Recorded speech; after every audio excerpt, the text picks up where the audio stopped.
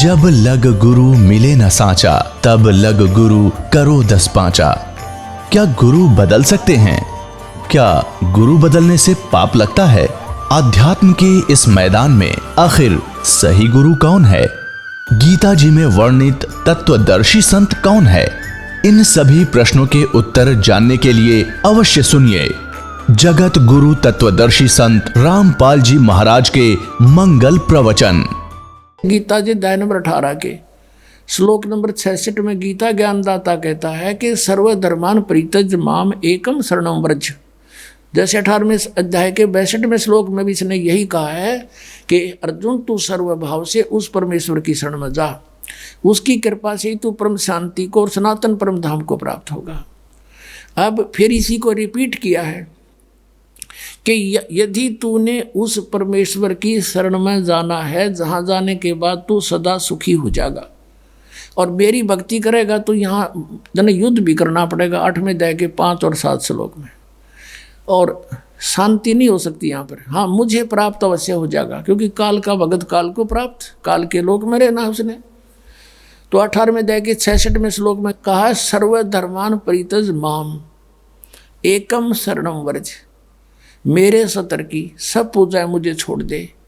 इसके सतर की कौन सी पूजाएं हैं? जैसे 500 यज्ञ, यहाँ आपसे 500 यज्ञ करवाई जाती है।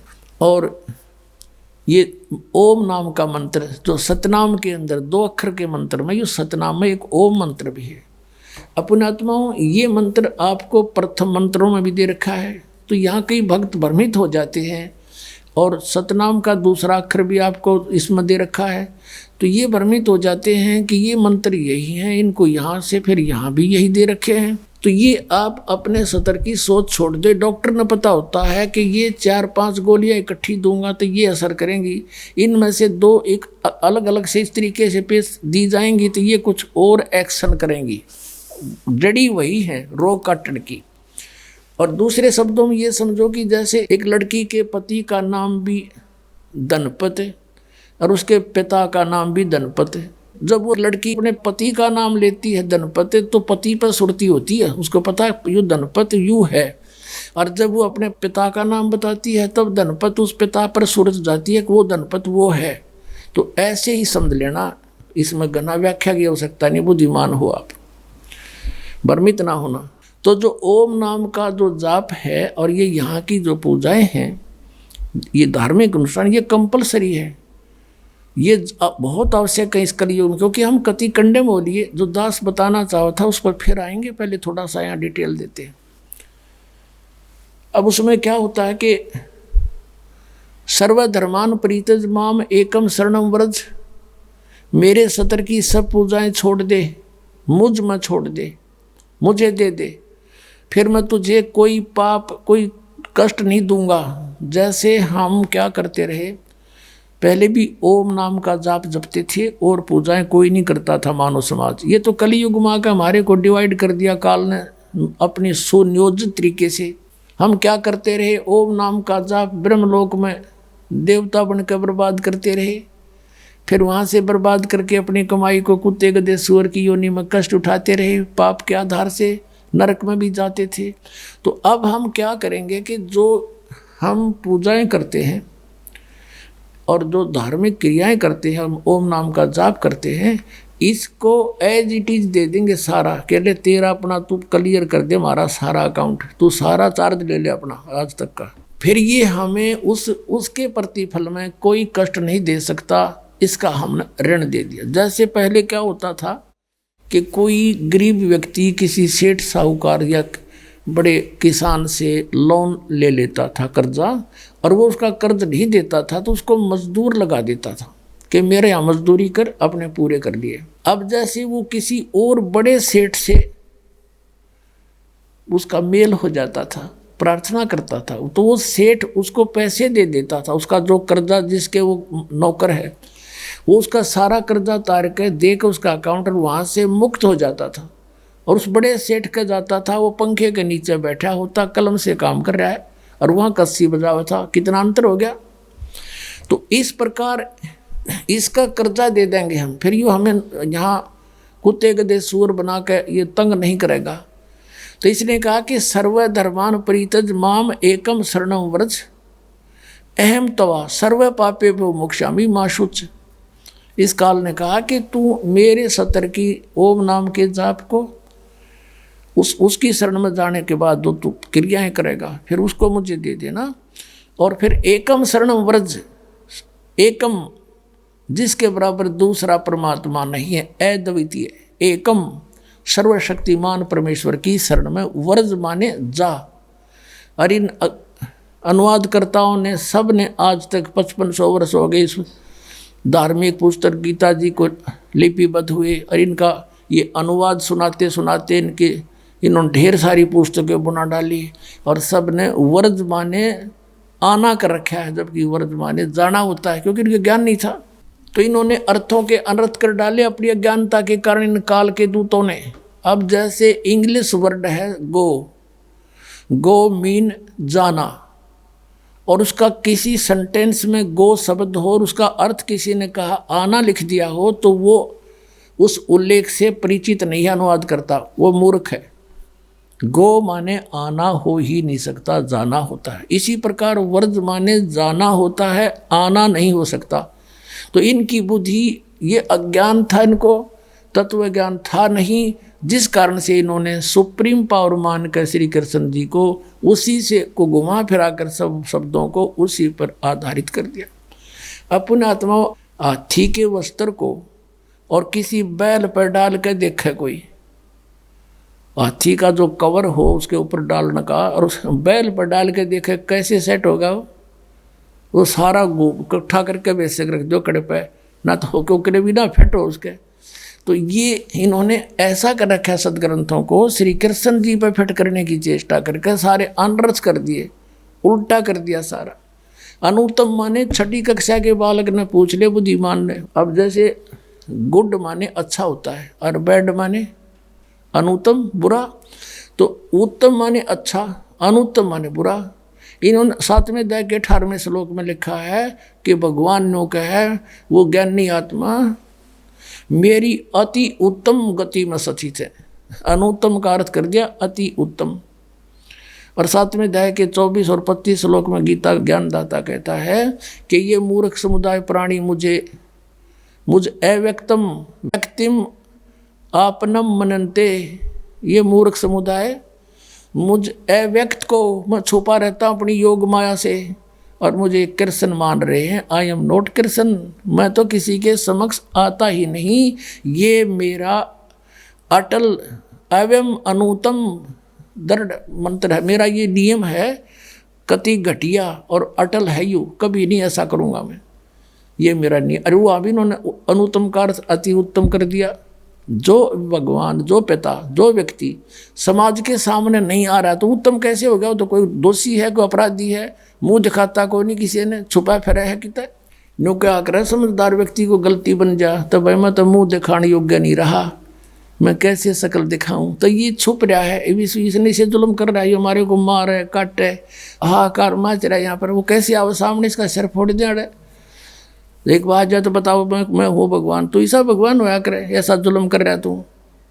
तो पुण्यात्माओं इसलिए छुपा बैठा है और ये कहता है ये मेरा अटल नियम है, मैंने प्रतिज्ञा कर रखी है, मैं किसी के सामने नहीं आऊँगा। अर्जुन 11वें अध्याय के 47 और 48 श्लोक में लिखा है कि ये है मेरा अटल रूप, मेरा विराट रूप, जो तूने देखा, तेरे से पहले किसी ने नहीं देखा, यूँ तो मैंने कृपा करके तुझे दिखाया है।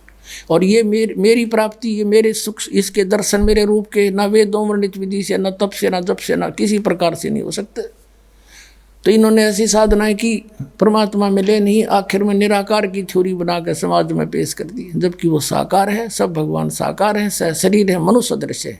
अब कहने का भाव ये कि ये कहता कि सर्व धर्मान परित्यज माम, मेरे सतर की सब पूजाएं मुझे छोड़ दे, उसकी शरण में जा। व्रत माने जाना होता है, आना नहीं होता। तो फिर मैं तुझे सब पापों से मुक्त कर दूंगा, तुझे मैं अपना बंधुआ मजदूर नहीं रखूंगा, मेरा अकाउंट कर दे पूरा। तो इसका हिसाब परमात्मा करवा देगा और फिर हम आगे चलेंगे। फिर क्या होगा कि जैसे सतनाम 2 अक्षर के मंत्र हैं, अब 2 अक्षर का दूसरा जो मंत्र है, इस सतनाम का प्रथम मंत्र हम इसको त्रिकुटी पर अकाउंट होगा इसका हमारा। और जो पहले मंत्र आपको 7 मंत्र दे रखे हैं, ये इसलिए दिए जाते हैं कि क्योंकि आप बहुत युगों से यहाँ अपना कति कंडेम हो लिए, इस युग में आए हो, इन संतों के पास जीवन व्यर्थ कर लिया, आपके पाप इतने ज़बरदस्त हो गए। कई भक्त तो नाम लेते हैं क्योंकि एकदम विश्वास नहीं होता, ज्ञान वो सुन नहीं पाते। अगर पक्का विश्वास करके कि कबीर इज गॉड और आप आ जाओ, नाम ले लो, सब त्याग दो, मर्यादा सब पुरानी पूजाएं, गारंटी देता ये दास चाहे कति कैंसर का बाप हो, तुरंत ठीक हो जाएगा।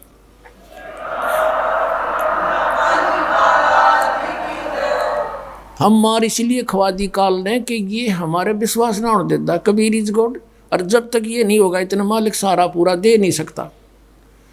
कह कबीर सुनो भी साधो, मैं तो हूँ विश्वास में। जय तुमने ये विश्वास हो गया कबीर इज गॉड, फिर देखना, या मैं 1000 प्रमाण दिखा सकता हूँ आपको। पुण्यात्मा हो जो परमात्मा की शरण में लगे हैं सच्चे, उससे उनके ऊपर कर्म की फिर मार आई है और ऐसे जीवित कर दिए। डॉक्टरों ने जवाब दे दिया था कि अब इसका कहीं इलाज नहीं, बेसिक ले जाओ, नाम ले रखा था उन्होंने, और वो अपने आप फिर स्वस्थ हो गए। भगवान किसे कहते हैं? इसको कबीर गॉड कहते हैं। तो ये प्रथम मंत्र में आपको अब ये 7 मंत्र बना के दिए जाते हैं। पहले 5 मंत्र देते थे नानक साहिब भी और परमेश्वर कबीर साहिब जी भी। फिर ये हैं 5 नाम हैं जो हमारे कमलों में ये प्रधान बैठे हैं। मूल कमल में गणेश जी, स्वाद चक्र में सावित्री ब्रह्मा जी, नाभि कमल में विष्णु और लक्ष्मी जी, हृदय कमल में शिव पार्वती जी और कंठ कमल में ये दुर्गा जी। तो ये 7 नाम इसलिए देते हम कि मान लीजिए उपदेश ले लिया और ये प्रथम मंत्र एक बार मेरे मुख से भी सुन लिया मालिक की इसकी जैसे हम देते हैं, और फिर उसकी उस सुनने के बाद साथ साथ बोल लिया और फिर भी मृत्यु हो जाती है, तब मनुष्य जीवन गारंटीड है उस व्यक्ति को, ये गारंटी देता है। और यदि उसने जाप कर लिया कुछ दिन और विश्वास ठीक रहा तो वो स्वस्थ भी होगा और इसकी इसी जीवन में आयु बढ़ती चली जाएगी, परमात्मा बढ़ाता चला जाएगा जब तक उसका मोक्ष नहीं होगा, इससे जन्म में पार कर देगा आपको। तो इसलिए ये 7 मंत्र दिए जाते हैं। ये पहले वाला लास्ट वाला मंत्र आपको जन्म दिलाओगा तुरंत, मनुष्य जीवन का गारंटीड है, मृत्यु भी हो जाएगी। पुण्यात्मा इसलिए मान लीजिए किसी का कोई बीमार है, या 80% व्यक्ति दुखी आए हुए, और जो विश्वास कर लेता उनको गारंटीड बात पूछ लो, यहाँ लाखों बैठे होंगे, आ जाते हैं, सुनते रहना और सब स्वस्थ हो जाते हैं। तो ये वो परमात्मा है। तो इसलिए प्रथम मंत्र जो आपको दिए जाते हैं इनमें ये 2 मंत्र अब कंपलसरी थे, पहले नहीं थे ये। तो इसलिए परमात्मा ने कंप्लीट कोर्स बना करके गरीबदास जी के माध्यम से हमारे तक पहुंचाया है। और जैसे आप जी किसी का कर, जैसे विदेश गए हो, स्वदेश आना है, वहाँ आपने कोई कारोबार शुरू कर रखा है, कोई फैक्ट्री वगैरह लगा रखी है और आपका ठीक से काम चला नहीं, आपका बिजली का कनेक्शन कट गया, टेलीफोन कनेक्शन कट गया, पानी का कनेक्शन कट गया, गैस कनेक्शन कट गया, पैसे बने नहीं तो आप कंडम हो गए। और वहाँ कोई ऐसा प्रभावशाली व्यक्ति आपको मिल जावे, सरकार को गारंटर बनाए कि भाई तुम इनका चालू करो कनेक्शन, मैं गारंटर बनता हूँ, और फिर उसको कहेगा भी जो पैसे तो देगा यही तेरे कर्जा उतारेगा, नहीं तो फिर काट दियो ना, देते की बात है। तो ऐसे ये दास आपका गारंटर बनता है और आपके सब कनेक्शन चालू करवाता है, लेकिन इनकी मजदूरी करके ये देने पड़ेंगे, तुमने कर्जा आप तारना पड़ेगा। और परमात्मा जो है कुछ अपने कोटे से भी आपको पैसे देता, क्योंकि आप चला ही नहीं सकते अपनी फैक्ट्री को बगैर थोड़ा बहुत और सारा ना मिल रहा कहीं से, तो वो बगैर आपके वैसे सब्सिडी समझ लो ऐसे देता है। तो परमात्मा पहले आपको सब्सिडी देता है जिससे आप अपना काम चलाओ और फिर डट कर भक्ति करो, मर्यादा में रहो, आप धनी हो जाओगे, बहुत शीघ्र धनी हो जाओगे। बहुत कीमत है इन मंत्रों की। इन भगवानों के जो 5 प्रधानों से आपने मुक्त होना है, त्रिकुटी पर जब जा सको हो उस समय पहुंच पाओगे जब इनसे आप अपना नो डू सर्टिफिकेट ले लोगे। अब ये मंत्र जो 2 मंत्र फर्स्ट और लास्ट है इन 7 मंत्रों में, इसके साथ मिलने से ये मंत्र जो प्रथम जाप आप करते हो इनका ऋण मुक्त हो जाने के बाद भी कुछ आपकी कमाई यदि बच गई तो इन 2 मंत्रों के प्रभाव से ये कन्वर्ट हो जाएगी आपकी सतलोक चालन नालियाँ में, इनमें से बच भी गई तय। और फिर जब आप यहाँ से प्रस्थान करोगे तो आपका अकाउंट, अब ये कहते हैं राधा स्वामी धन धन सतगुरु वाले, ये जय गुरुदेव वाले कहते हैं हमारे गुरुजी तो कहते हैं हम तो सीधे त्रिकुटी से चलते हैं। यहाँ बताते हैं त्रिकुटी यहाँ नहीं है, त्रिकुटी इसके पीछे बैक में है, यहाँ पर जो नीचे से सारा ये तंत्र साथ मिला हुआ आता है यहाँ है पीछे। ये कहते हैं हमने ना तो वेदों की आवश्यकता, ना किताबों किसी और, ना हम गीता को मानते, ये भी तो किसी ने लिखी है। और हम तो सीधे त्रिकुटी से प्रारंभ करते हैं अपना रास्ता, त्रिकुटी से, उसका किसी ने नहीं पता। ये सारे ऋषि महर्षि त्रिकुटी माथा मारा करते हैं और उन्हें खक नहीं पाया आज तक। त्रिकुटी से तो बहुत आगे जाना हमने, और त्रिकुटी पर जाना कोई बालकों का खेल है, कोई बरवाले का बस स्टैंड है, चाहे पैदल पहुंच जाओ चाहे रिक्शा में बैठ कर पहुंच जाओ। त्रिकुटी इज द इंटरनेशनल एयरपोर्ट, त्रिकुटी अंतर्राष्ट्रीय हवाई अड्डा जानो। और वहाँ वही व्यक्ति जाता, सैर सपट्टे तो कोई धक्के खाएं जाओड़ा, क्या फ़ायदा होगा, उसने देख भी और आ जाओ उल्टा, क्या फ़ायदा उसका। वहाँ पर केवल वही व्यक्ति जाता है जो पहले टारगेट बना चुका होता है, और उस जिस देश में जाना है उसका पासपोर्ट और यहाँ की सरकार से नो ड्यू सर्टिफिकेट, और तब वो उस इंटरनेशनल एयरपोर्ट पर जाकर कुछ लाभ उठा सकता है। तो वहाँ से फिर आगे कैसे जाएंगे, उस त्रिकुटी पर पहुँचने के लिए तो सारा झंझट है, उस पर जाएं पता फिर आप पे काम बन गया। तो त्रिकुटी पर जाने से पहले हमने इन भगवानों से नो ड्यू सर्टिफिकेट लेने पड़ेंगे। और आपकी ये ऐसी भक्ति है, इसे ऑटोमेटिक, ये देवता है, ये कोई किसी के साथ भेदभाव नहीं करते, आपकी कमाई एग्जैक्ट लिखी पाएगी कंप्यूटर की तरह, और जो आपका ड्यू शेष होगा आपको थमा दिया जाएगा। हृदय कमल में जीव रहता है, और इसके यहाँ से फिर ये सबसे पहले इसका रास्ता है त्रिकुटी में जाने का, सबसे पहले मूल कमल में जाना पड़ेगा। मूल कमल से फिर सीधा रास्ता बनता है त्रिकुटी तक जाने का। उससे पहले गणेश जी के लोक में से गुजरना पड़ेगा, उसका एक जैसे बैरियर होते हैं प्रत्येक बॉर्डर पे, यहाँ ऐसे बैरियर हैं।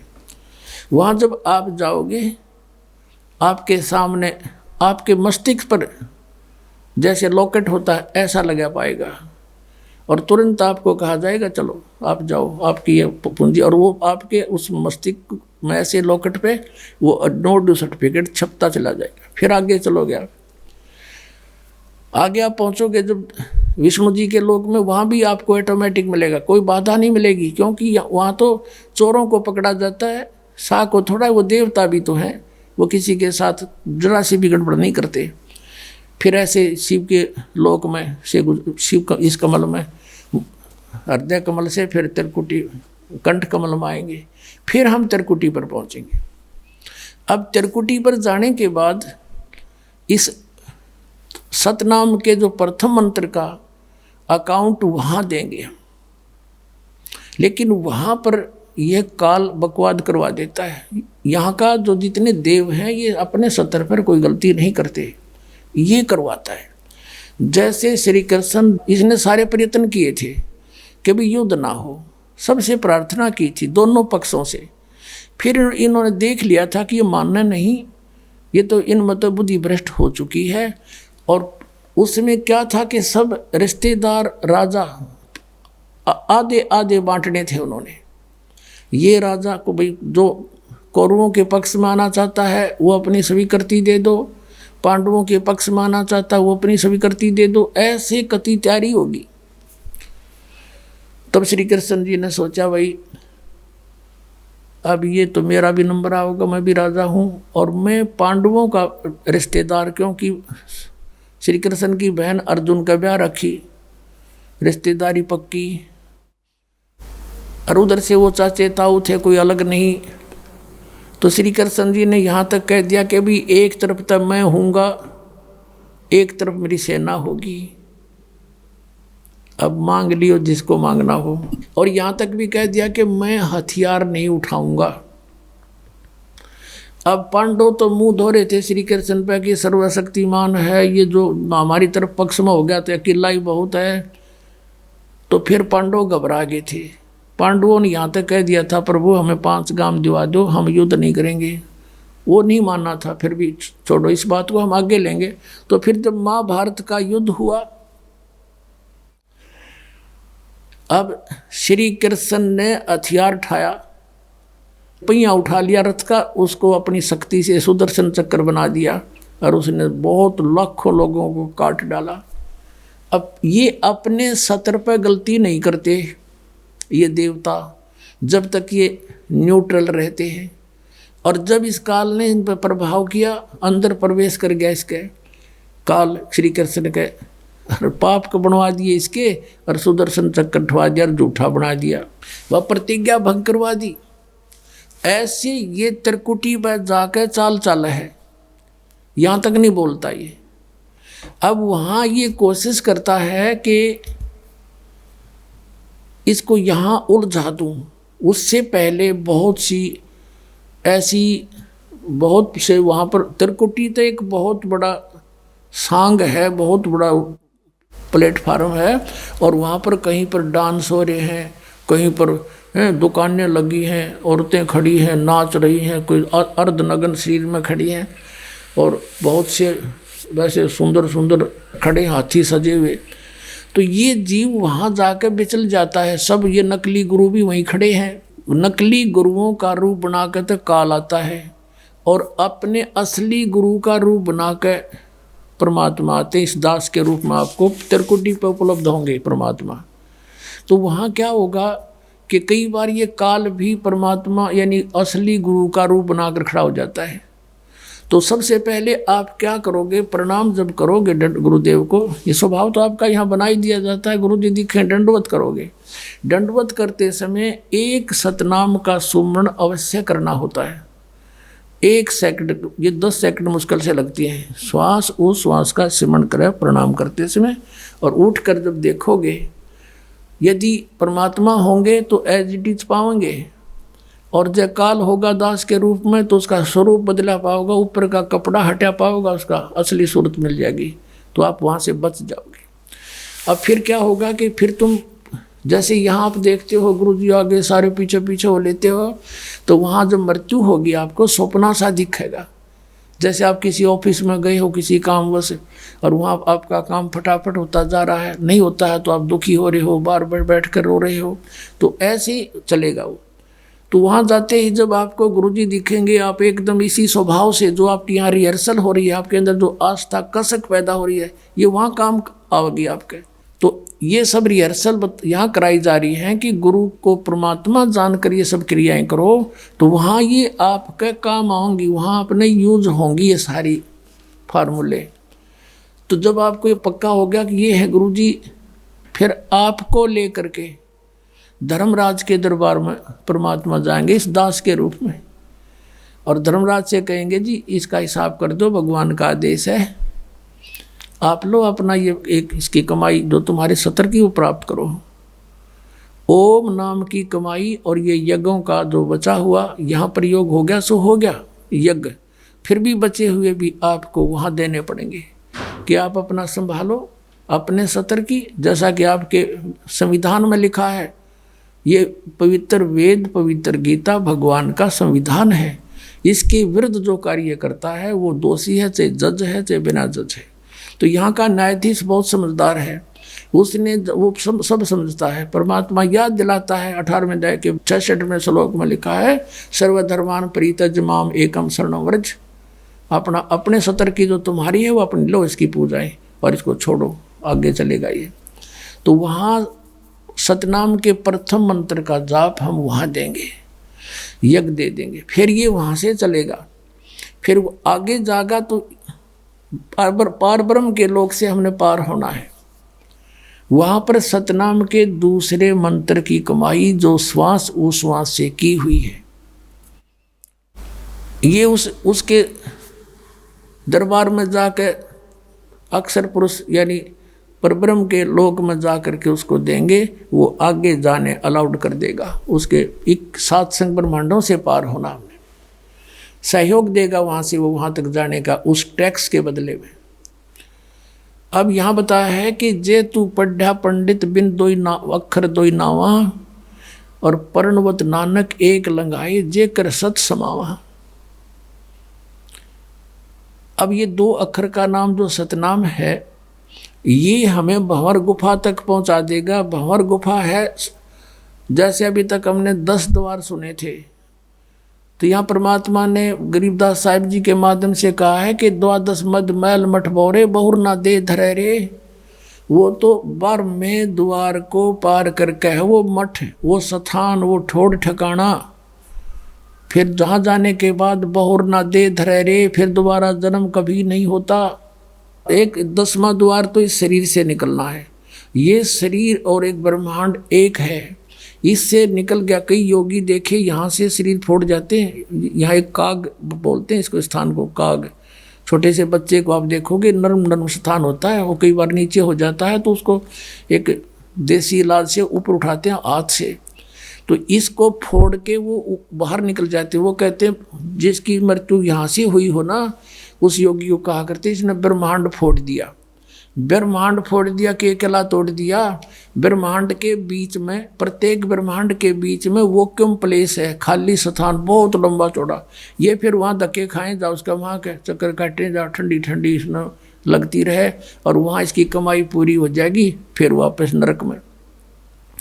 और फिर 21 ब्रह्मांड का भी एक ग्रुप है, चारों तरफ से एक अंड आकार है, और 21वें ब्रह्मांड का कनेक्शन जो है उसके चारों तरफ भी फिर खाली स्थान है, और वहाँ से सीधा एक 11वां द्वार है, वो अक्षर पुरुष के लोक में प्रवेश होता है 7 संग ब्रह्मांडों का। वो 7 संग ब्रह्मांड भी चारों तरफ से एक तरफ बंद हुए हैं, पैक हैं, और बीच में अलग अलग डिवाइड हैं, वो अलग हैं। तो जब 11वें द्वार को पार करेंगे तो उसमें प्रवेश कर जाएंगे अक्षर पुरुष के लोक में। और 12वां द्वार जब है अक्षर पुरुष का, जो 12वां द्वार है अक्षर पुरुष के लोक से सतलोक में जाने के लिए पहले बीच में एक और स्थान है जो गुफा टाइप है, और उसको ऐसे गोल आकार है, वो ऐसे ऐसे जाएगा ऊपर को। तो वहाँ जब हम 12वें द्वार पर खड़े हो जाते हैं, इसका जो अक्षर पुरुष का चारों तरफ से जो बंद है उसके पारदर्शक है वो, वहाँ से सतलोक दिखाई देता उस आत्मा को जिसके पास सार नाम की कमाई है। अन्य को नहीं दिखता, अक्षर पुरुष के लोग व्यक्तियों को नहीं दिखता, वहाँ के प्राणियों को नहीं दिखता, तो वहाँ से फिर वो दिखाई देता है। अब जैसे नानक साहब ने कहा है कि एक छुड़ावे एक लखावे, यूँ तो छुड़ाओगा कालते सतनाम का पहला मंत्र ओम, और वो जो दूसरा मंत्र है वो लखावेगा, वहाँ जाकर एंड पे बैठा देगा, और वहाँ से आपको सतलोक दिखाई देगा। पार नहीं हो सकते, सार नाम है जिसके पास, तो फिर वो आगे उस भंवर गुफा से पार करके और फिर आपको 12वां द्वार पार करके तब परमात्मा का वो मठ है, वो स्थान है, सतलोक है, जहाँ जाने के बाद साधक फिर लौट कर कभी संसार में नहीं आते। तो इस प्रकार ये अर्थ तो ये था 18वें अध्याय के 66वें श्लोक का। ये बालक के जाने, संस्कृत के जानने वाले विद्वान पाक रहे थे, इनको कख नहीं पता था, अनर्थ कर डाला इस अनमोल सदग्रंथों का। अपनात्माओं फिर वहीं आते हम कि जैसे परमात्मा ने कहा धर्मदास जी से कि धर्मदास इसने मेरे से वचन लिया हुआ है कि सतयुग त्रेता द्वापर में जीव थोड़े ले जाना, और कलयुग में जब बिचली पीढ़ी आवेगी उस समय मैं आऊँगा। प्रथम चरण तो होगा कलयुग का, जब मैं मगर से सह शरीर जाऊँगा। उसके बाद फिर बिचली पीढ़ी शुरू होगी 1920वीं सदी के उत्तरार्ध में। 20वीं सदी कौन सी है? ये 1900 से स्टार्ट, 1901 से स्टार्ट होगी 20वीं सदी, और उत्तरार्ध कौन सा है? 1950 के बाद उत्तरार्ध शुरू हो जाता है। 1951 में दास का जन्म हुआ, और उसके बाद ये बिजली पीढ़ी शुरू होगी। अब ये यहाँ से शुरू है बिजली पीढ़ी। 1947 में भारत आज़ाद हुआ, उससे पहले भारत में शिक्षा नाम नहीं था। 1947 के बाद जब 7-8 वर्ष का हुआ तो शिक्षा का सूर्य उदय हो रहा था। हमारे सतर की हमारी बहनें थी, उनको पढ़ाया नहीं जाता था। हमारी छोटी बहन थी जो सबसे लास्ट, उसको शिक्षा की फिर अलाउड हुआ धीरे धीरे, नहीं तो हम इतने शिक्षा के गुण से अपरिचित थे। तो फिर देखते ही देखते अब बाढ़ आ गई, शिक्षा की परमात्मा ने लानी थी। अब ये चैनल नहीं थे, पहले आप देख रहे हो सन 2000 तक कोई भी ये न्यूज़ चैनल एक्स्ट्रा नहीं थे और ना ही कोई ये आध्यात्मिक चैनल थे। ये परमात्मा ने दया बख्शी और स्वयं अपनी बुद्धि देकर अपने सतर से जीव से यूँ काम करवाया है ताकि मेरे बच्चे घर बैठे सत्संग सुना करेंगे। मोबाइल बनवा दिए हैं, पहले तो एक टेप था, बिजली चली जाता रहे, जा बैठे जाओ, बैठा रहो, 1 घंटे में आओ, इतना और काम हो जा, वो असली समय बर्बाद हो जा जब समय था फुर्सत का। तो ऐसी दया बख्श दी परमात्मा ने, जेब में डालो, कान में लगाओ और सुनते रहो और काम भी करते रहो, मंत्र जाप करते रहो। और ये शिक्षा ये परमाणु बम बनाने खातिर ना दी थी, ये नॉलेज इसलिए दिया था, ये तो अपने साथ खरीद ली इन्होंने परमाणु बम बना के। और क्या की खातिर?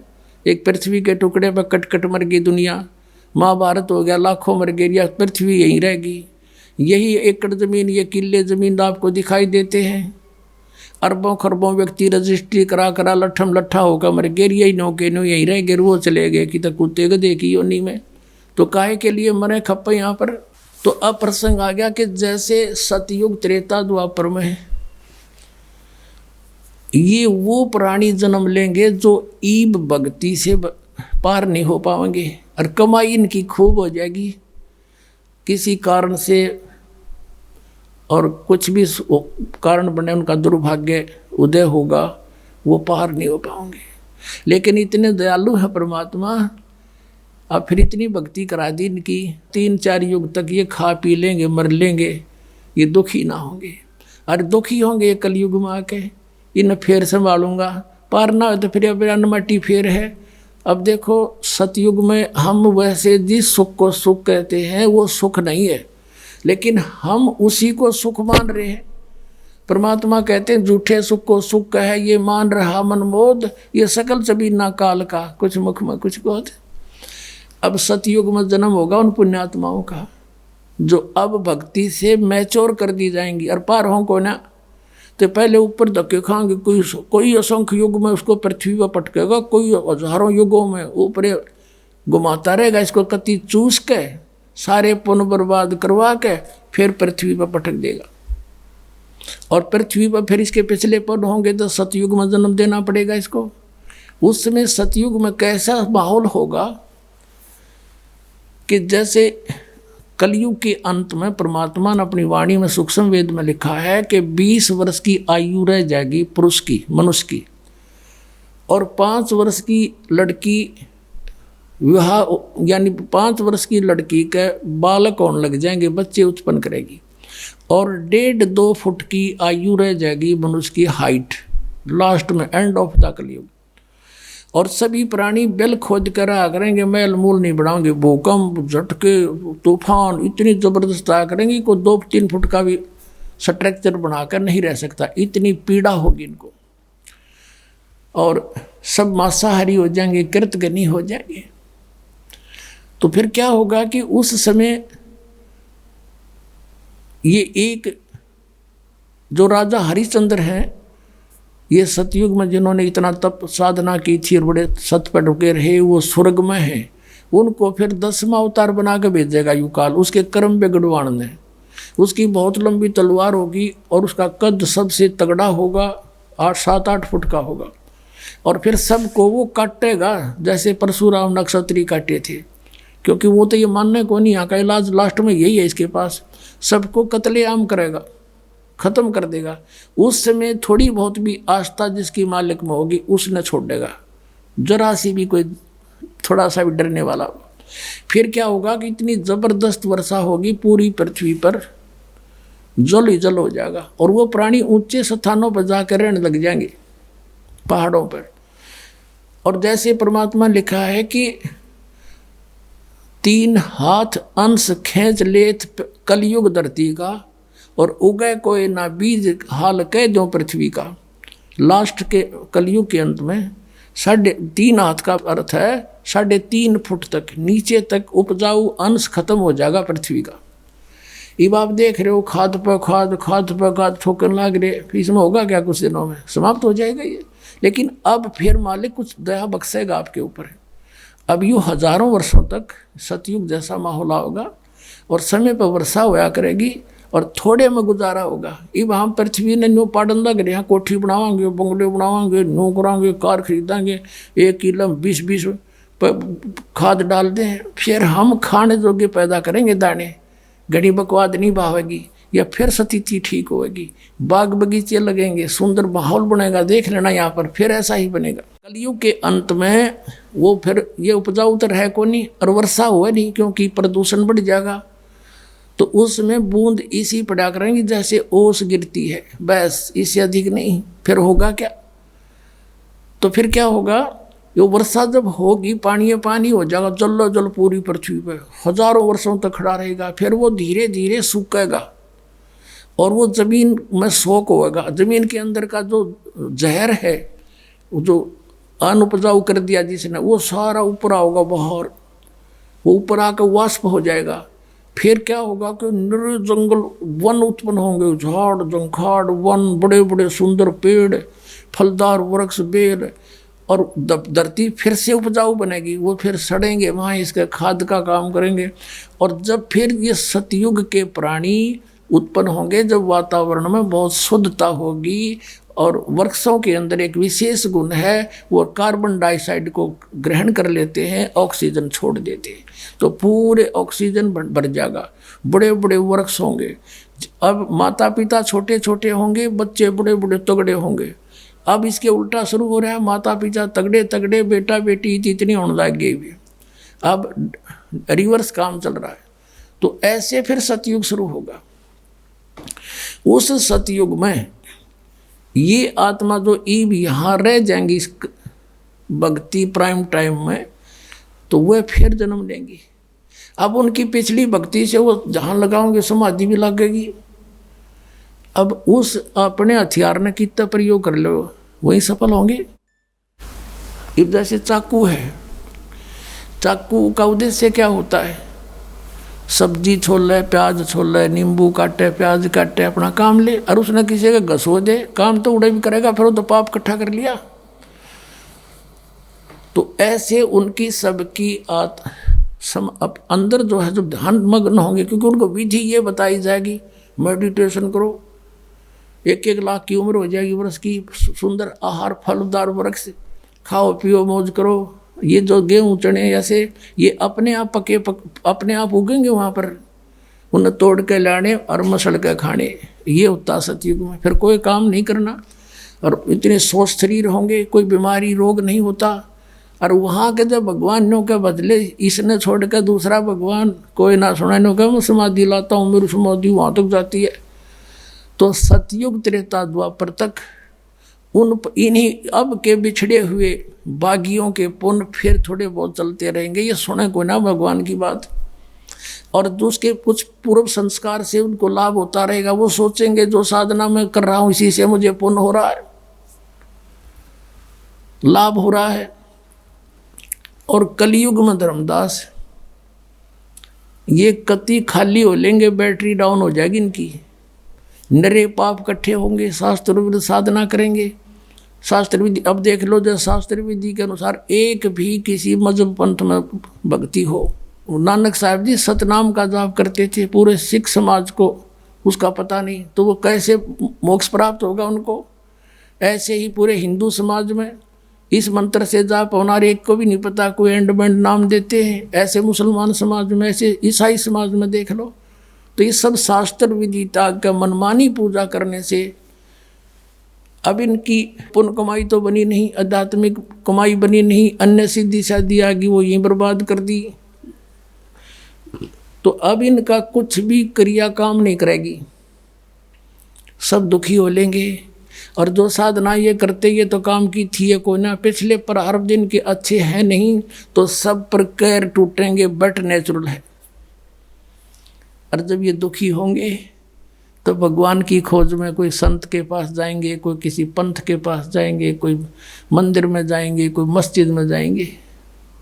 फिर वहाँ मैं अपने बच्चों को मिलूँगा किसी भी तरीके से और फिर उनको सतमार्ग बताऊँगा और मैं उपदेश दूँगा, वो लेते ठीक होने लग जाएंगे और वो फिर मुझे पहचान लेंगे और नकलियों गुरुओं की किताबें बन चुकी होंगी। जब मेरा संत जाएगा वो उनकी पोल पाड़ के और सबको सार्वजनिक कर देगा और मेरे बच्चे मुझे पहचान लेंगे और सतनाम जाप करके सार नाम लेकर मेरे पास न्यू आवेंगे।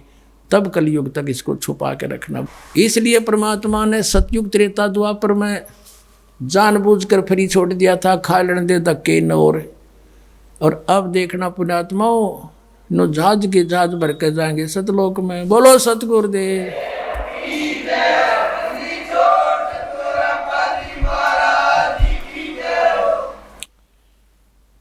परम पिता परमात्मा पूर्ण ब्रह्म सर्व सृष्टि रचनहार कबीर परमेश्वर जी ये हम सभी आत्माओं के पिता हैं और हम यहाँ काल के लोक में रह रहे हैं। पुण्यात्माओं अभी तक तो हमें कोई ये ज्ञान देने वाला नहीं मिला था कि यहाँ के स्वर्ग इस विश्व से ऊपर भी कोई और स्थान है। हमने स्वर्ग को अंतिम उपलब्धि मान रखी थी। अब परमात्मा ने आके बताया कि ये जो लोक है ये काल का है। उस परमात्मा बिना हमें ये ज्ञान कोई नहीं दे सकता, क्योंकि वो हमारे हमदर्द हैं, वो हमारे पिता हैं और पिता को अपनी संतान दुखी देखी नहीं जाती। पिता को अपनी दुखी संतान की चिंता होती है और हमारे को इतना मतिहीन बना दिया इस काल भगवान ने। हमारा सारा जीवन आपस में राग द्वेष, खींचातानी, लड़ाई झगड़े और विकार करने पे और पेट के निर्वाह के लिए इस तक ही सीमित कर दिया। पुण्यात्माओं ये जो सत्संग चल रहा है ये एक बहुत महत्वपूर्ण दिवस के उपलक्ष्य में ये सत्संग चल रहा है। वो महत्वपूर्ण दिवस कौन सा है कि जिस दिन परमात्मा सतलोक से चलकर इस धरातल पर आए थे, सह शरीर आए थे, एक जिंदा महात्मा का रूप बनाकर। वो परमात्मा जिन भी महापुरुषों को मिले हैं वो जिंदा महात्मा का रूप बनाकर ही मिले हैं कलयुग में। किस किस को मिले हैं? आदरणीय धर्मदास साहिब जी को, आदरणीय मलुकदास साहिब जी,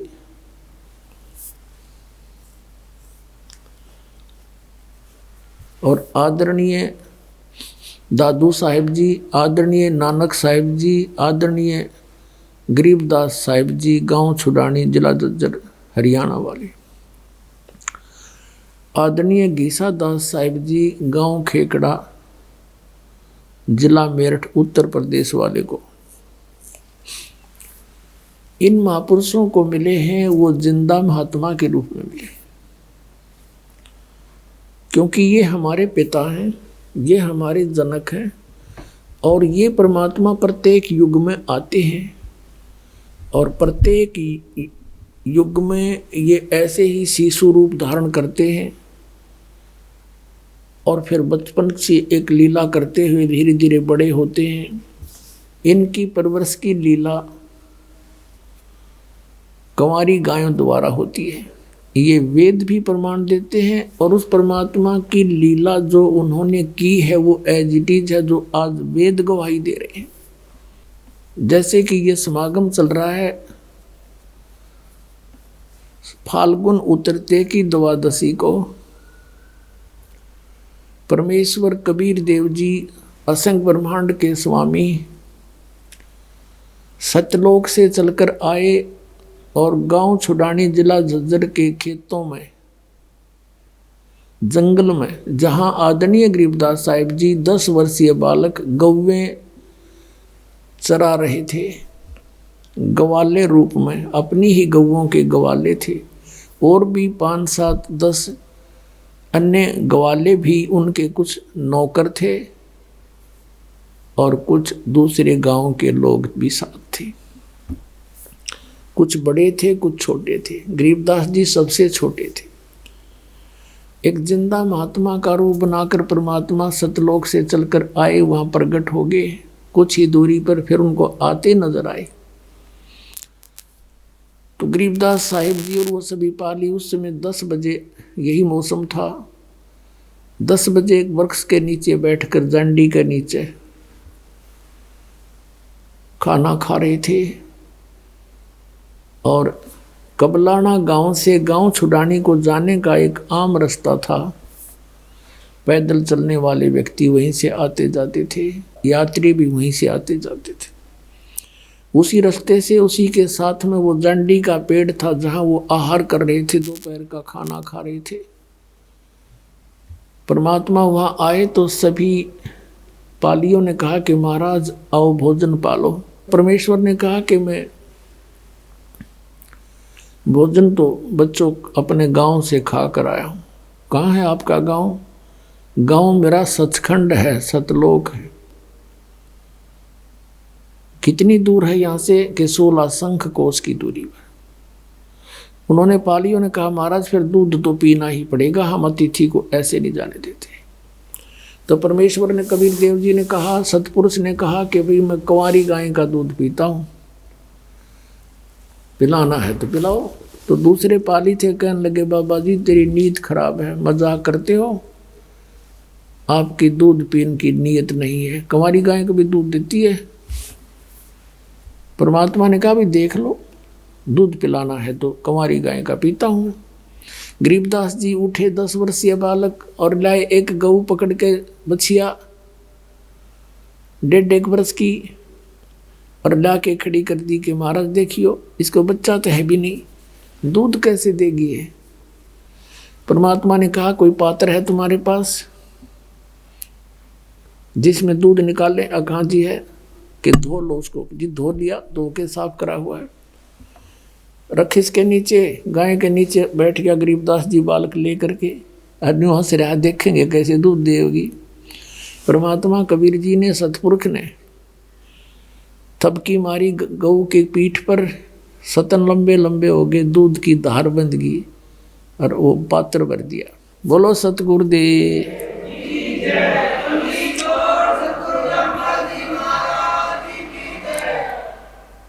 आधा परमेश्वर कबीर जी ने पिया, शेष छोड़ दिया। ले पा लियो, तुम पी लो भाई, ये अमृत है, यहाँ का नहीं, ये सतलोक से आया, मेरे गांव से। अब वो क्या जाने इस बात को, वो तो उनको एक यात्री समझ रहे थे, संत समझ रहे थे, राह चलता महात्मा। गरीबदास जी ने कहा लो महाराज जी मैं पीऊँगा आपका। और दूसरे ये कहने लगे कि तुम ना जाने किस जाति का है, और जंतर मंत्र से दूध निकाल दिया, पाप का दूध हम तो नहीं पीवे। गरीबदास साहिब जी, ये शुभ संस्कार बचपन से ही होते हैं ऐसी महान आत्माओं में। कहा जी आपका जूठा दूध हमें कब कब मिले, मैं पीऊँगा। गरीबदास जी ने पिया।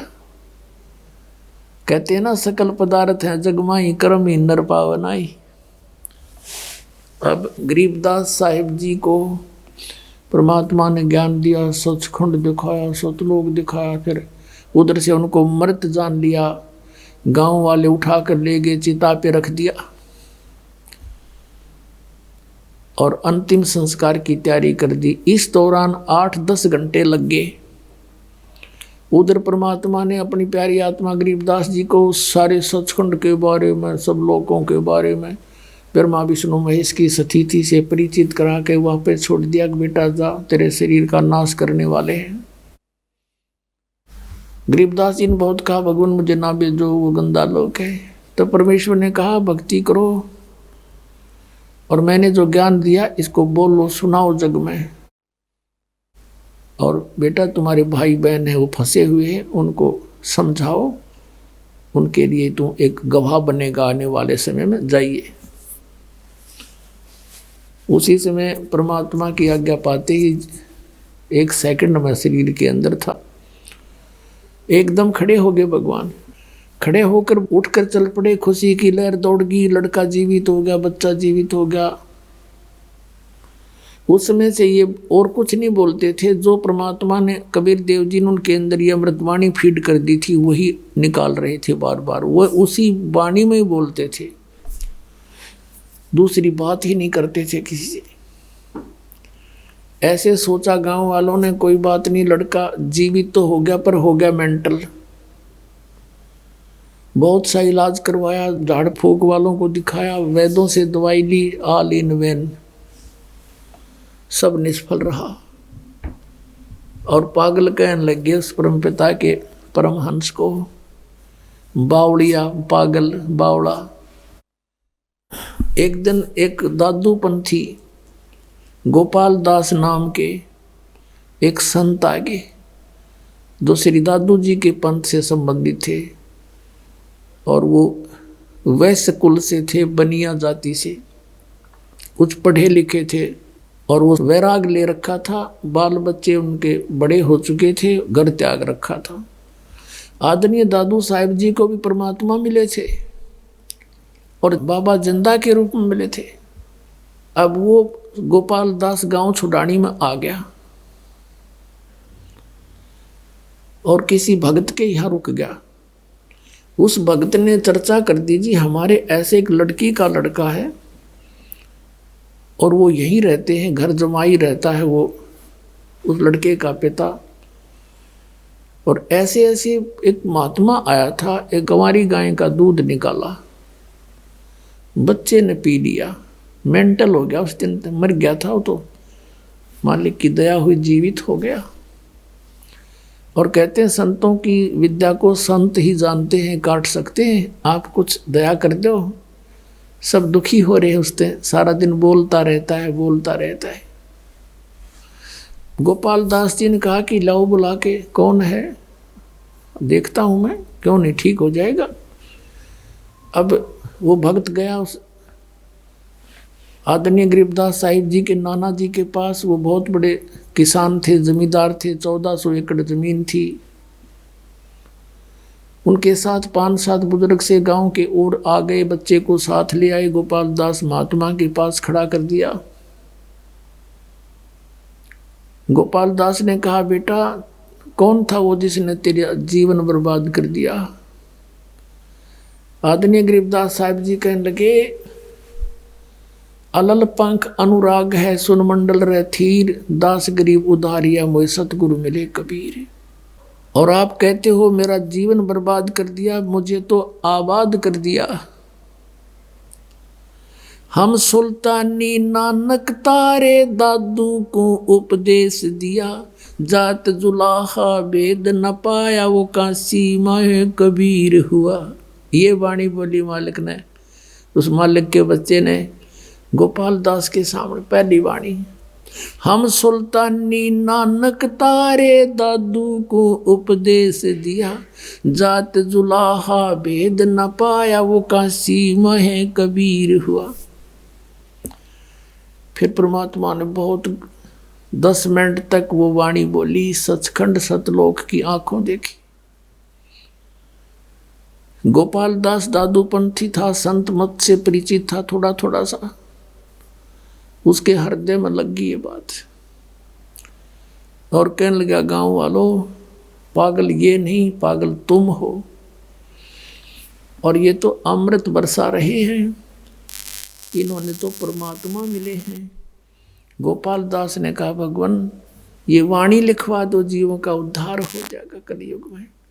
गरीबदास जी उठकर चल पड़े। 60 साल का महात्मा वो गोपाल दास पीछे पीछे, और कहे महाराज दया कर दो, ये वाणी लिखवा दो। गरीबदास जी बालक थे, भाग लिए।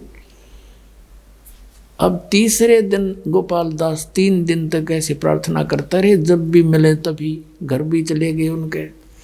गोपाल दास घर जा तो वो खेतों में भाग जा।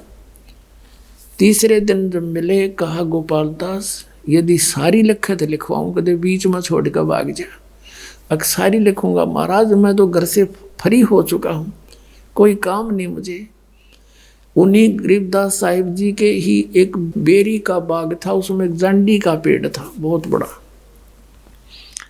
उसके नीचे बैठ जाते दोनों, गरीबदास जी बोलते और गोपाल दास लिखा करते थे।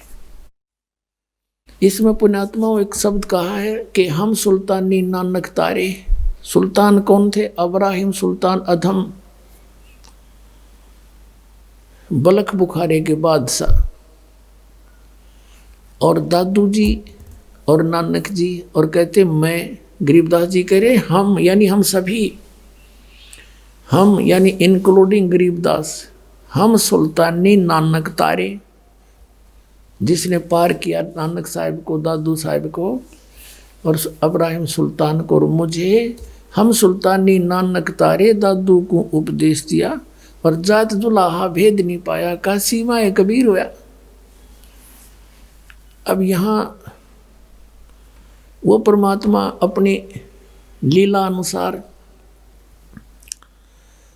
जैसे ऋग्वेद मंडल नंबर 9 कल भी दिखाया था आपको, आज फिर थोड़ा सा दिखाएंगे। क्योंकि जब तक हम सदग्रंथों से परिचित नहीं होंगे स्वयं, तब तक हम परमात्मा को पहचान नहीं पाएंगे और विश्वास दृढ़ होगा नहीं। हमने ये देखना कि वो परमात्मा अपनी प्यारी आत्माओं को मिलता है, सतलोक से चलकर आता है, सह शरीर आता है। अब चलकर आता है तो सह शरीर होगा, और माँ का जन्म हो तो जन्म में लिखता वेद उसका। अब थोड़ा सा एक बार वेदों से आपका परिचित करा के फिर आगे उन महापुरुषों की जीवनी सुनाएंगे जिन जिन को ये मिले परमात्मा। देखिएगा ऋग्वेद मंडल नंबर 9, 10, 9 में देखेंगे हम।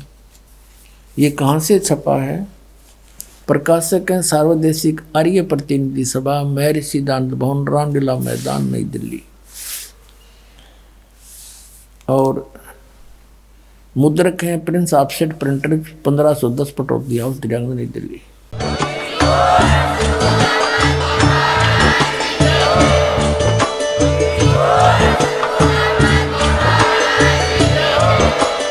आप सुन रहे थे जगत गुरु तत्वदर्शी संत रामपाल जी महाराज जी के मंगल प्रवचन। अधिक जानकारी के लिए विजिट कीजिए हमारी वेबसाइट www.jagatgururampalji.org। संत रामपाल जी महाराज जी के शुभ आशीर्वाद से पूरे विश्व भर में 500 से भी ज्यादा नाम दीक्षा केंद्र हैं, जिन पर संत रामपाल जी महाराज जी द्वारा ऑनलाइन निशुल्क नाम दीक्षा दी जा रही है। अपने नजदीकी नाम दीक्षा केंद्र का पता करने के लिए संपर्क करें 8222880541।